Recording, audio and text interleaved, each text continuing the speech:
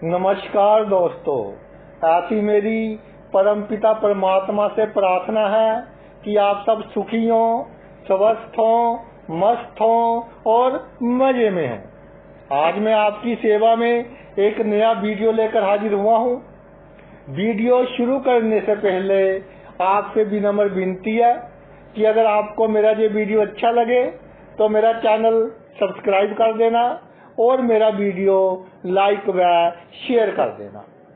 आज का जो मुद्दा है वो है कि मायावी ग्रह राहु, जिसने देवता का रूप धारण कर अमृत पान कर लिया था, इतना मायावी है।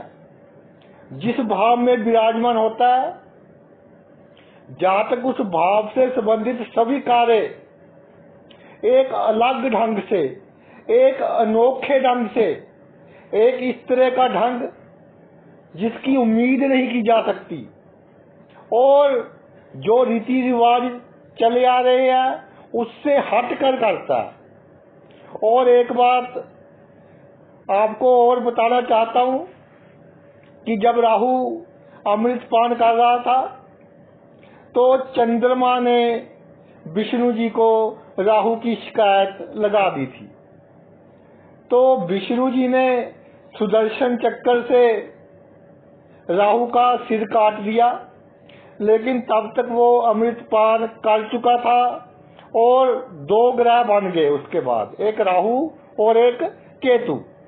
अब देखिए, जब भी राहु चंद्रमा को प्रभावित करता है तो चंद्रमा राहु से बहुत डरता है। राहु को किसी देवी देवता किसी का साथ नहीं है, सिर्फ राक्षस गुरु शुक्र का आशीर्वाद है, शनि इसके साथ है।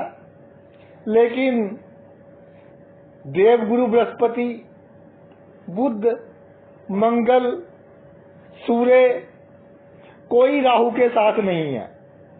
राजा ग्रह सूर्य भी चंद्रमा के साथ है। फिर भी जब राहु चंद्रमा को प्रभावित करता है, जिसने राहु का बुरा किया था, तो भाई चंद्रमा को भागने की जगह नहीं मिलती। यानी जातक बहुत डरा रहता है, एक भय बना रहता है, एक धुआं और हर वक्त नेगेटिव थिंकिंग, आत्मविश्वास की कमी। कहने का तात्पर्य यह है कि राहु बहुत शक्तिशाली ग्रह है, कल युग का राजा कहा जाता है राहु को। जिस भाव में हो, जातक उस भाव से संबंधित सभी कार्य एक अलग ढंग से करेगा और ऐसा कार्य कर जाएगा कि दूसरा बंदा देखते ही रह जाएगा कि कभी सोचा ही नहीं था कि ये इस तरह का कार्य भी कर सकता है। यानी कि जो दिल में होता है, मुख पर वो शो नहीं होने देता। और एक बात मैं आपको और बता दूं कि जिस भाव में राहु हो, जब तक आप उस भाव से संबंधित बातों में सीक्रेट हैं, यानी कि गुप्त हैं, तब तक राहु आपको अच्छा फल देगा। जब आप ढोल पीटने लग गए, तब आपके कार्य नहीं बनेंगे। चलिए प्रत्येक भाव के अनुसार चर्चा करते हैं। पहले भाव यानी लगन में राहु हो, जातक की पर्सनैलिटी, व्यक्तित्व का भाव है, जातक की इच्छाओं का भाव है। तो जातक चाहता है कि समाज में मेरा मान इज्जत बहुत हो, दूर से ही लोग मुझे पहचाने, और इसके लिए इस तरह के जुगाड़ लगाता है, इस तरह के आइडियाज बनाता है जो हटकर होते हैं। यानी कि अपने आप में इस तरह के गुण पैदा करता है या पैदा करने का ड्रामा करता है ताकि लोग उसकी तरफ अट्रैक्ट हो, उसकी तरफ ध्यान दे। इसके अलावा राहु लोगों की नजरों में अच्छा बनना चाहता है। जिसके लगन में राहु हो वो चाहता है कि सभी मुझे अच्छा कहें, चाहे दिल से किसी का वो कुछ भी कर दे। ये डिपेंड करता है कि राहु पर शुभ ग्रह की दृष्टि है, अशुभ ग्रह की दृष्टि है, किस ग्रह के साथ है। लेकिन एक बात पक्की है, लगन में राहु होगा, जातक दूसरों के सामने अच्छा बनेगा और इसी चक्कर में चिंता में रहेगा और हमेशा भय में रहेगा। इस तरह का भय जिसका कारण जातक को पूरी उम्र समझ नहीं आता कि ये भय है क्यों, और बिना मतलब की सोच। कारण यही है कि अपने आप को, अपने व्यक्तित्व को जैसे धुआं बढ़ता है वैसे बढ़ाना चाहता है। दूसरे भाव में राहु हो, जब दूसरे भाव में राहु विराजमान हो जाता है तो जो जातक का धन कमाने का ढंग होता है या आपका बोलने का ढंग बिल्कुल अलग होता है, भीड़ से अलग। पैसे कब कैसे आ जाए उसके पास, इसकी प्रेडिक्शन करना बहुत मुश्किल है। और पैसे कमाने के लिए जातक क्या जुगाड़ लगा ले, क्या ढंग अपना ले, ये हटकर होता है। जैसे वो स्कीम्स चली थी कि 2 मेंबर बना लो, 2 के बाद 4 बना लो, फिर सभी पैसे लेकर भाग गए। तो इस तरह की स्कीम्स अगर राहु पर अशुभ प्रभाव हो तो इस तरह की स्कीम्स पैसे कमाने के लिए बनाता है। और बैंक में डकैती करना, बड़ी चोरी करना, राहु पर अगर अशुभ प्रभाव हो, अगर शुभ हो तो भाई इस तरह का कार्य नहीं करेगा कि समाज में इज्जत कम हो। लेकिन फिर भी पैसे कमाने के लिए कोई ना कोई अनोखा ढंग जातक निकालेगा। इसके अलावा बातचीत करने का ढंग इस तरह का कि जैसे जातक बहुत बड़ी कोई पर्सनैलिटी हो, बहुत बड़ी शख्सियत हो, जब किसी से बात करेगा तो दूसरा बंदा बहुत जल्दी जातक की इन्फ्लुएंस में आ जाएगा, जातक उसको सम्मोहन कर लेगा। जो खानदान के लोग हैं, कुटुंब के लोग हैं, उनके साथ व्यवहार कूटनीतिक होगा। ये नहीं कि अगर किसी ने अच्छा व्यवहार नहीं किया तो साथ की साथ उसको जवाब दे दे। समय आने पर राहु ईंट का जवाब पत्थर से देता है। और दूसरे भाव में राहु हो तो जातक का जो खाने पीने का ढंग होता है वो भी एक अलग सा ही होता है, यानी कि अनुशासन नहीं होता खाने पीने में। पहले अनुशासन नहीं होता, एक उम्र के बाद अधिक खा पी नहीं सकता क्योंकि सेहत में प्रॉब्लम आ जाती है, जैसे diabetes, blood pressure, uric acid, इस तरह की बीमारियां। तो पहले जातक को खाने पीने के मामले में कंट्रोल नहीं रखने देता और जातक इस तरह की वस्तुएं अधिक खाएगा कॉम्बिनेशन बनाकर, कि जैसे बच्चे होते हैं आइसक्रीम में कोल्ड ड्रिंक डालकर फिर आइसक्रीम को खाते हैं, यानी कि अलग अलग तरह की वस्तुएं अलग अलग ढंग से राहु जिसके दूसरे भाव में हो वो खाता है। तीसरे भाव में जब भी राहु विराजमान होता है तो बहुत पावरफुल पोजीशन मानी गई है, क्योंकि काल पुरुष की कुंडली के हिसाब से अगर हम बात करें तो तीसरे भाव में मिथुन राशि आती है। मिथुन राशि में राहु उच्च का माना जाता है। तो जीवन के हर क्षेत्र में जातक सफलता हासिल करता है, जातक साहसी होता है और रिस्क लेने की क्षमता होती है। रिस्क लेने की क्षमता के कारण वो किसी भी कार्य में हाथ डाल ले, उसमें ही उसको सफलता मिलती है। इसके अलावा पहले जातक प्लान बनाएगा, आइडिया बनाएगा, फिर बहुत जल्दी एक स्मार्ट वे में उसको इम्प्लीमेंट करेगा। यानी कि योजना को लागू करने का ढंग इतना उम्दा होगा कि दूसरे देखते ही रह जाएंगे।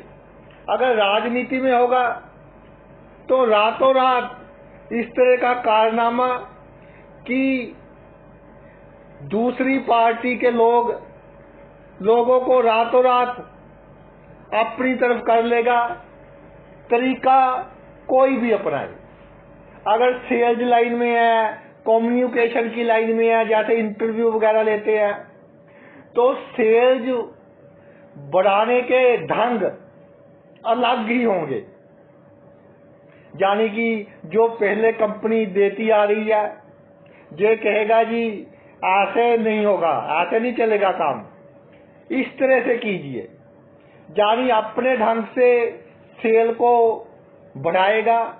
और अगर मीडिया के क्षेत्र में हो, जैसे प्रिंट मीडिया हो गया, आपका ये वीडियो मीडिया हो गया, टीवी वगैरह, तो इस तरह के क्वेश्चन पुट करेगा, जिसकी इंटरव्यू लेगा कि उसको जवाब देना मुश्किल हो जाएगा। और क्वेश्चन भी ऐसे होंगे जिसके कारण वो जातक को ये भी नहीं कह सकता कि आपने मुझसे ये क्यों पूछा। यानी कि इस तरह का बैलेंस बनाएगा कि देखने वाले भी खुश, और जो जवाब देने वाला है अगर जवाब ना दे पाए तो ये खुद कुछ ना कुछ ऐड कर देगा और उसका जवाब बना देगा। यानी दोनों तरफ से विन विन वाली सिचुएशन में रहेगा जातक। इसके अलावा चौथे भाव में राहु हो। देखिए जहां से चर्चा शुरू की थी सॉरी, कि चंद्रमा की बैक, या इस तरह से कह लीजिए कि जो चंद्रमा की जान पहचान है वो बहुत बड़े बड़े लोगों से है। बृहस्पति से है, सूर्य से है जो राजा ग्रह है, सेनापति मंगल चंद्रमा के साथ है। फिर भी चंद्रमा राहु से बहुत डरता है।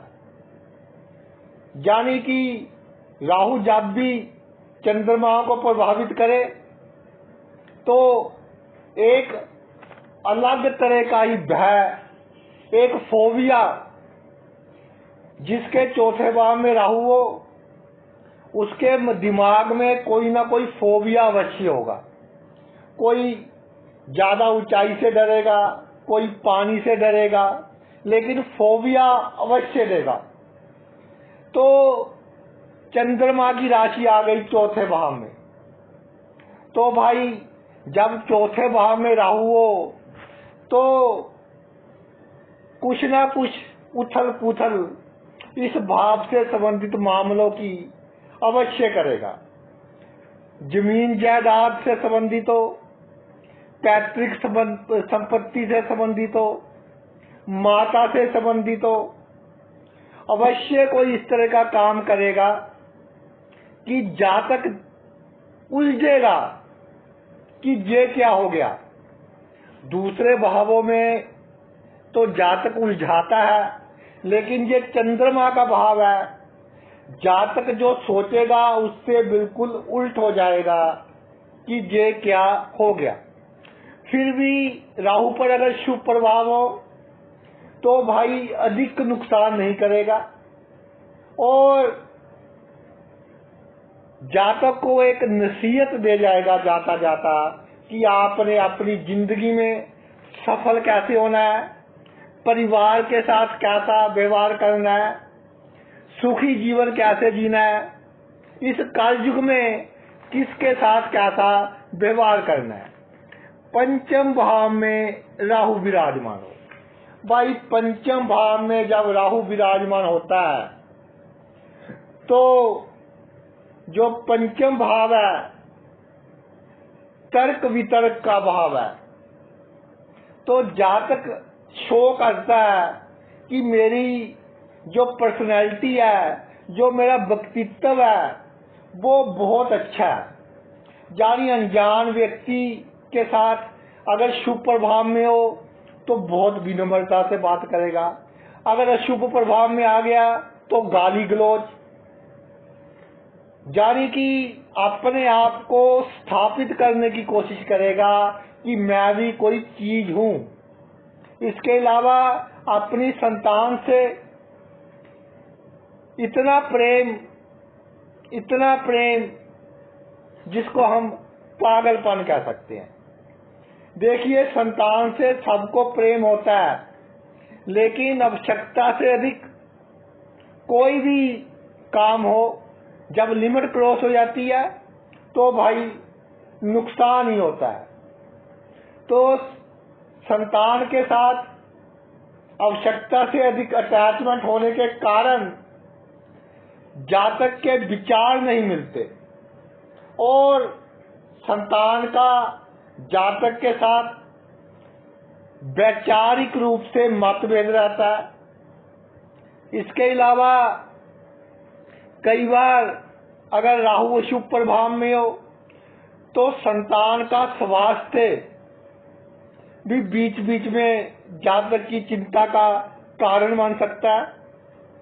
लेकिन पंचम भाव में अगर राहु विराजमान हो तो भाई एक बात देखिए, अशुभ भी हो तब भी जीवन में अचानक लाभ करवा देता है। या इस तरह से कह दीजिए कि जातक को चला चलाया कोई बिजनेस मिल जाएगा या कोई बहुत बड़ा जीवन में लाभ हो जाएगा, यानी कि मेहनत कम करेगा और लाभ अधिक हो जाएगा। कितना होगा ये जातक ये इस पर निर्भर करता है कि राहु कितना शुभ है। अगर छठे भाव में राहु विराजमान हो जाए तो भाई छठा भाव जैसे शेर लड़ता है, फाइटर, लड़ने की एक स्पिरिट होती है जातक में कि मैं लड़कर अपना लक्ष्य प्राप्त कर लूंगा। तो मायावी ग्रह जब लड़ाई करेगा, तो मैंने कहीं पढ़ा था कि किसी राजा की कुंडली में छठे भाव में राहु था, बहुत पुरानी बात है।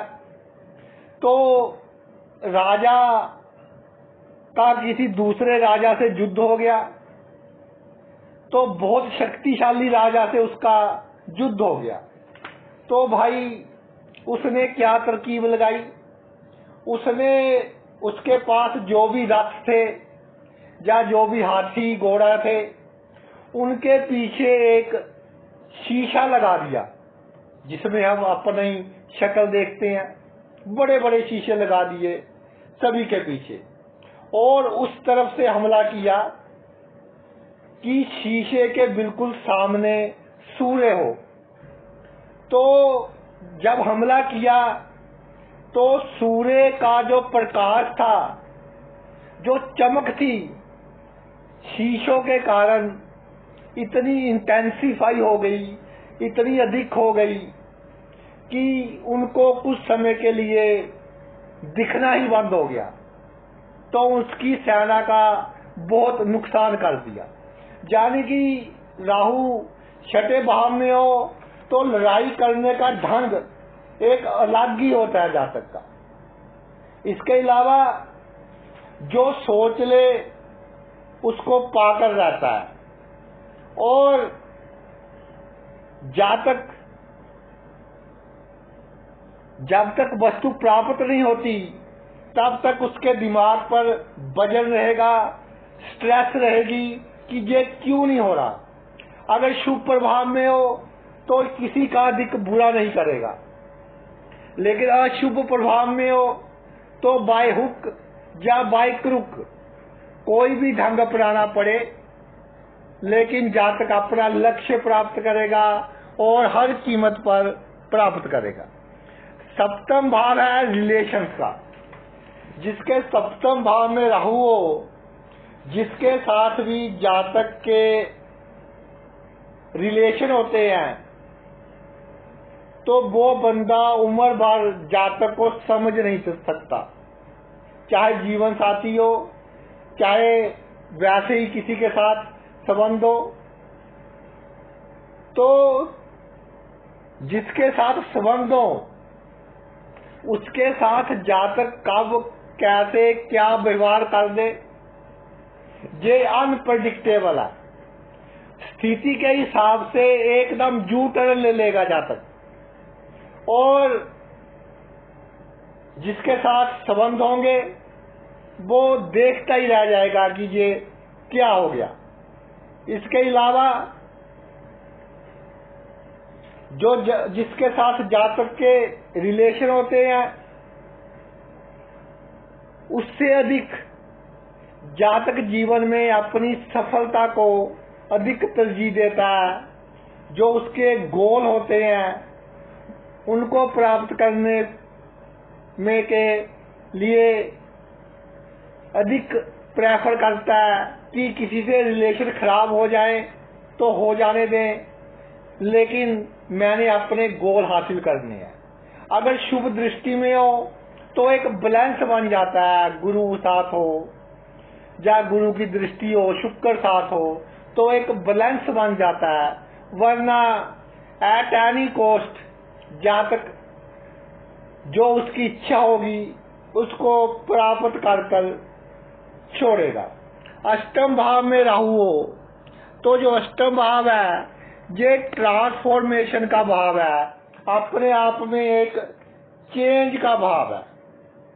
तो भाई जो परिवार की परंपराएं चली आ रही हैं, जातक कई बार उससे उल्ट दिशा में जाकर कार्य करेगा, और जातक की जो इंट्यूशन होगी यानी सिक्स्थ सेंस होगी, होने वाली घटनाओं का आइडिया जातक को पहले ही हो जाएगा।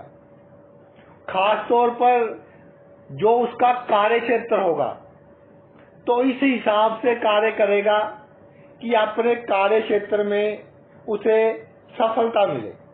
जब राहु अष्टम भाव में विराजमान हो जाता है तो अचानक ही बड़े बड़े लाभ देता है अगर शुभ स्थिति में आ जाए। अनप्रेडिक्टेबल, अनकन्वेंशनल वे, यानी कि इस तरह के ढंग जो जातक ने कभी सोचा भी नहीं था। जैसे किसी को राह चलते 2-3 लाख रुपए मिल जाए, सोना मिल जाए, या यात्रा पर गया हो, 3-4 बंदे हो अनजाने और किसी कारणवश उनकी मृत्यु हो गई और उनके पास जो बहुमूल्य सामान था वो जातक को मिल गया। यानी कि अनएक्सपेक्टेड बातें करवाएगा। और वसीयत है जैसे कि जातक ने किसी की सेवा की और वो जातक से बहुत प्रसन्न हुआ और जातक के नाम पर बहुत कुछ लिख गया, तो इस तरह के लाभ करवाएगा। हेल्थ का ध्यान रखने की आवश्यकता है। अगर शुभ प्रभाव हो तो भाई मैं विशेष तौर पर कहना चाहता हूं कि कोई गांठ वगैरह अगर शरीर में दिखाई दे तो पूर्ण उसके टेस्ट करवाए। अष्टम भाव में राहु हो तो जातक अपने जीवन में अचानक तरक्की करता है। और सबसे बड़ी बात यह है कि उसकी सभी बातें गुप्त होती हैं, पूर्ण रूप से गुप्त होती हैं। नवम भाव यानी भाग्य भाव और धर्म के भाव में जब राहु विराजमान हो जाता है तो जो परिवार की परंपराएं हैं कि ऐसा करना, किसी की मृत्यु होगी तो ऐसा करना, किसी का जन्म हो गया तो ऐसा करना, तो जातक उससे उल्ट जाता है। लेकिन कार्य सभी करेगा। जैसे किसी की मृत्यु हो गई तो ये नहीं कि उसकी शांति के लिए काम नहीं करेगा, लेकिन अपने हिसाब से करेगा जो उसको अच्छा लगेगा। इसके अलावा हर बात में लॉजिक चाहेगा कि मैं ये काम कर रहा हूं, ये क्यों कर रहा हूं, इसका मुझे क्या लाभ होगा। अधिक वहम भरम के चक्कर में जातक नहीं पड़ता। इसके अलावा ये डिपेंड करता है कि राहु शुभ है या अशुभ है। उसी तरह भाग्य अचानक साथ देता है। अगर बहुत ही अशुभ हो तो भाई भाग्य के कारण जातक को नुकसान भी उठाना पड़ता है। जैसे नवम भाव है, यात्राओं का भाव है। अगर शुभ हुआ तो जन्मभूमि से दूर जातक इस तरह की आइडिया लगाएगा, इस तरह के जुगाड़ लगाएगा, राजनीति के क्षेत्र में कार्य करेगा, उसको बड़े बड़े लाभ होंगे।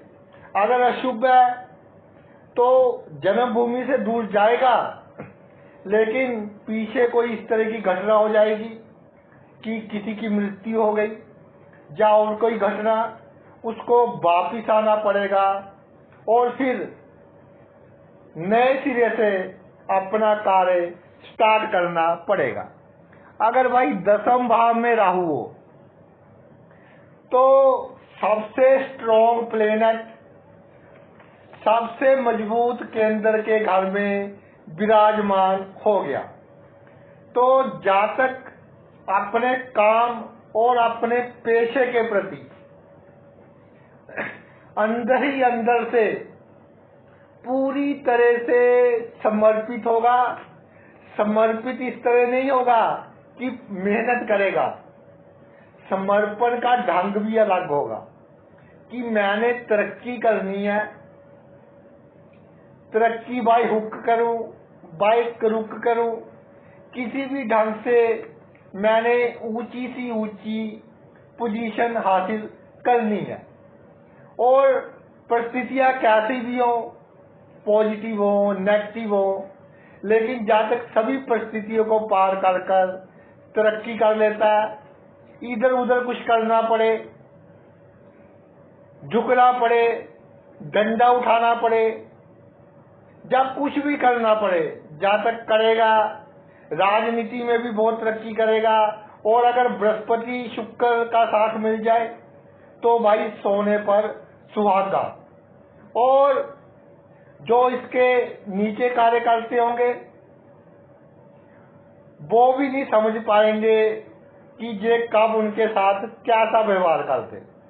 लेकिन मैं एक बात कहना चाहता हूं कि जब भी आपकी कुंडली में राहु दसम भाव में आता है तो आपको अपनी इमेज बनाने के लिए दूसरों का नुकसान नहीं करना चाहिए, दूसरों का दिल नहीं दुखाना चाहिए। ये नहीं कि लोगों के सामने अपने आप को बड़ा शो करने के चक्कर में गरीब लोगों का बुरा कर दिया, या जो आपके सबॉर्डिनेट है उनका बुरा कर दिया। फिर भाई जब भी उनको मौका मिलेगा वो आपसे बदला लेंगे, क्योंकि राहु है, धुआं है, ये मत समझिए कि पूरी की पूरी उम्र ही आप अपने हर षड्यंत्र में कामयाब हो जाएंगे आगे बढ़ने के। तो कभी ना कभी जिनका आपने बुरा किया होगा उनका समय भी आएगा। इसलिए अगर आपके पास शक्ति है तो वर्क और विन का प्रिंसिपल अपनाएं और दूसरों का अधिक बुरा ना करें, तो भाई आपको बहुत लाभ होगा, आपकी समाज में बहुत इज्जत होगी। लाभ के भाव, 11वें भाव, आमदनी के भाव में राहु आ जाए तो यह है कि जो हमारा सोशल सर्कल है उसका भाव है, और रोजमर्रा के जीवन में जो हम पैसे कमाते हैं आजीविका के लिए उसका भाव है। तो भाई इस भाव में राहु को ऐसा लिखा गया है कि राज जो कारक होता है तो जातक को सफलता भी देता है, आपकी प्रॉपर्टी धन भी देता है। अगर शुभ हो तो बच्चों की सेहत के लिए भी अच्छा और माता की सेहत के लिए भी अच्छा। लेकिन अगर अशुभ प्रभाव में हो तो भाई बच्चों की सेहत की भी थोड़ी चिंता रह सकती है और माता की सेहत की भी चिंता रह सकती है।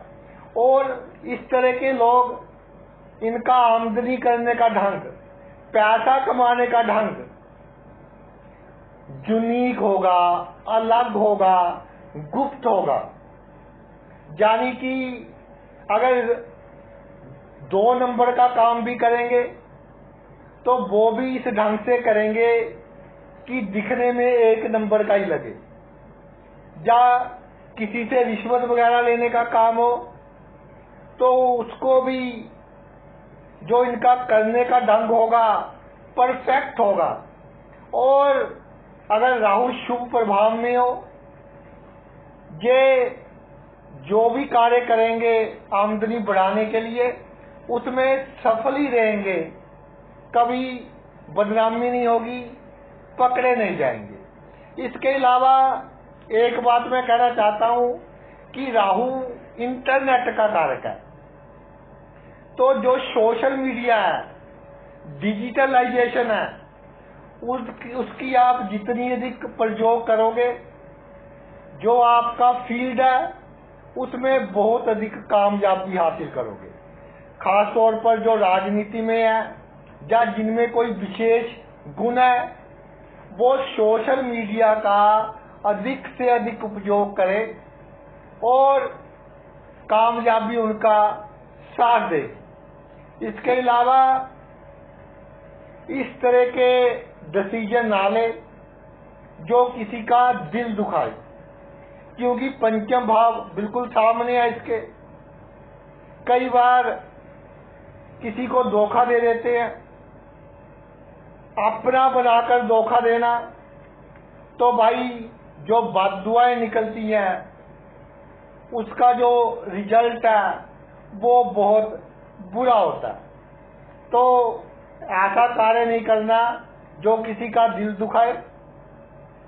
और आपका काम करने का ढंग दुनिया से अलग, परंपरा से अलग। अगर आपके पिताजी कोई दुकान करते थे, बाद में आप करने लग गए, तो काम करने का पूरा ढंग ही आप बदल दोगे और तरक्की हासिल करोगे। अगर भाई 12वें भाव में राहु विराजमान हो तो 12वां भाव देवगुरु बृहस्पति का भाव है। तो देवगुरु बृहस्पति हैं, अपने आप को ये आइडियल मानते हैं कि मैं बुरे का भी बुरा नहीं करता, इसीलिए कहते हैं। और होता भी ऐसा ही है कि जिस भाव में मजबूत गुरु हो वो भाव जातक के जीवन में सबसे अधिक चिंता का कारण बनता है। तो राहु जब 12वें भाव में आ जाता है तो जो देवगुरु बृहस्पति हैं इस तरह का व्यवहार करेंगे कि मैं तेरे साथ हूं, तू जो करना है कर ले। तो जातक के जो ड्रीम्स है, सपने हैं, बहुत बड़े बड़े होंगे, इच्छाएं बहुत बड़ी बड़ी होंगी, और फिर जब प्राप्त करने का समय आएगा तो इस तरह से कह लीजिए कि जो गुरु के दूसरे चेले हैं, देवगुरु के, जैसे सबसे अधिक क्लोज है राजा ग्रह सूर्य, सूर्य और गुरु, राजा और गुरु, सूर्य राहु का शत्रु, फिर चंद्रमा जो गुरु की बहुत सेवा करता है, फिर आपका सेनापति, गुरु प्लानिंग देता है, सेनापति उसको इम्प्लीमेंट करता है। ये सभी दबाव डालेंगे बृहस्पति के ऊपर कि आप गलत कर रहे हो, राहु हमारा परम शत्रु है और आप कह रहे हो कि मैं तुम्हारे साथ हूं, जो करना है कर ले, और वो इतने बड़े बड़े कार्य कर रहा है। तो देवगुरु बृहस्पति को पीछे हटना पड़ता है। तो एक इस तरह की स्थिति आ जाती है जिनके राहु 12वें भाव में हो कि बड़ा कार्य तो शुरू कर लेते हैं, फिर उसको पूरा करने के लिए जो तरीके अपनाने पड़ेंगे वो भाई जो कन्वेंशनल तरीके हैं, यानी जो दुनिया अपनाती है ढंग, उनसे हटकर होंगे।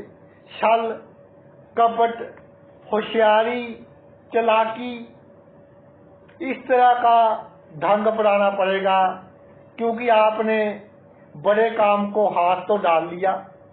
या जो आपकी बड़ी मनोकामना है, मनोकामना तो मन में आ गई, अब पूरी कैसे करनी है?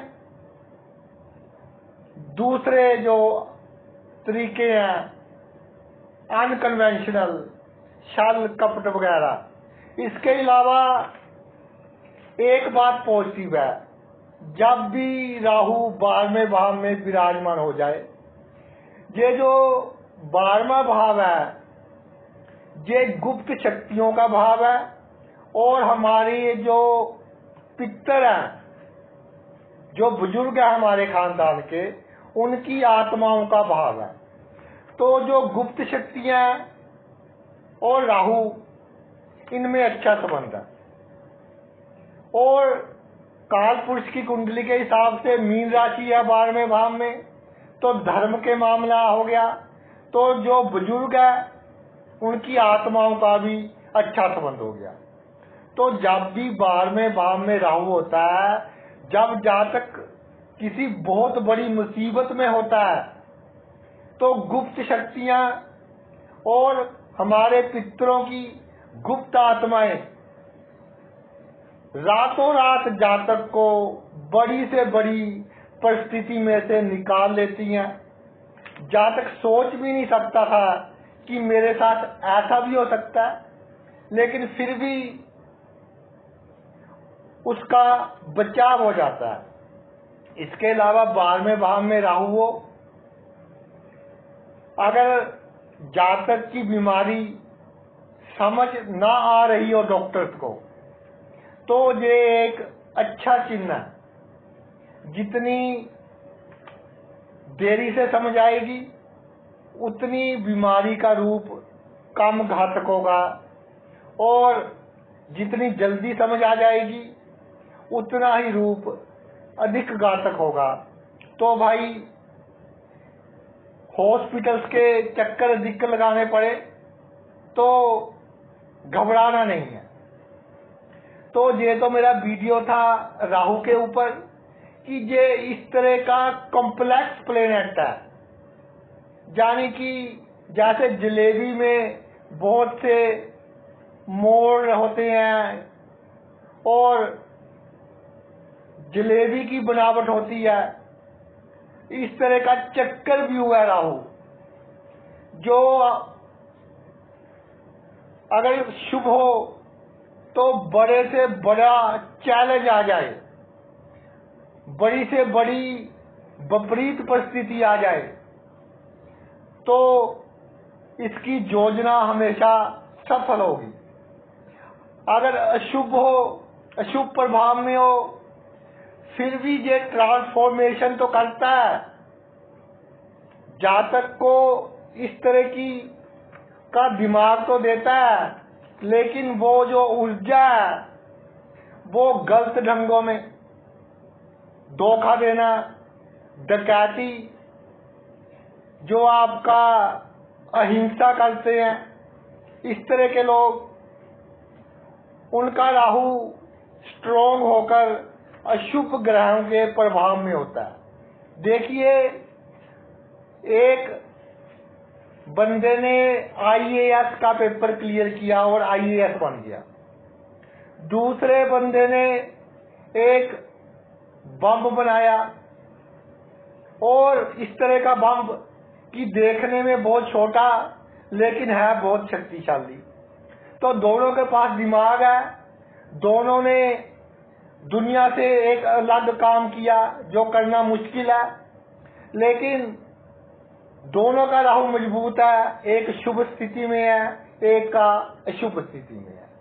तो भाई, ये तो मेरा वीडियो था राहु के ऊपर कि कैसे राहु आपको फल देता है। आपने अपना इतना कीमती समय निकाल कर ये वीडियो देखा, मैं तहे दिल से आपका आभारी हूँ। थैंक्स लो।